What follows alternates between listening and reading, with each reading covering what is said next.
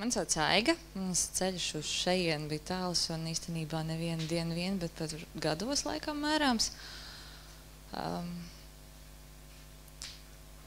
Bija kāds brīdis, kad es biju nošķirt vien pati, tā kā no draudzes mums ar vīru aizbraucām.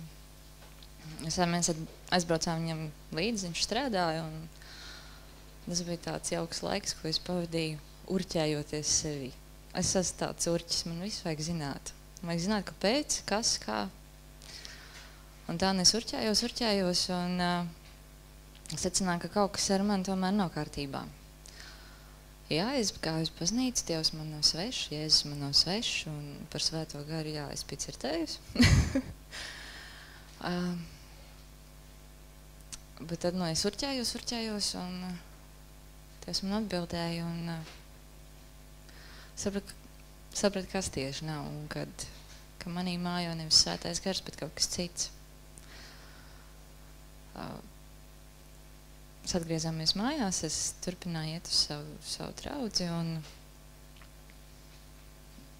bija viena saruna ar kādu sievieti, un viņa stāstīja par kaut kādu galvotāju, kas atbrauca kaut kādu konferenci Rīgā un kaut kas, un tā, un mēs runājam, viņa saka, mēs jau neviens nezinām, kas mūsos sēž iekšā, labāk arī nezināt.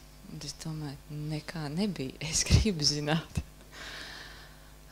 Es turpināju savu urķēšanos, es uzzināju. Es neteikšu, ka es no tā kļuvu priecīgāk, jo man īstenībā tā īstenībā nevarēja palīdzēt.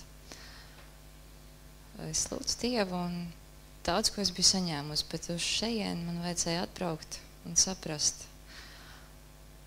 izšķirot to putru, kas vēl man ir palicis, kas manī grib tikt atpakaļ.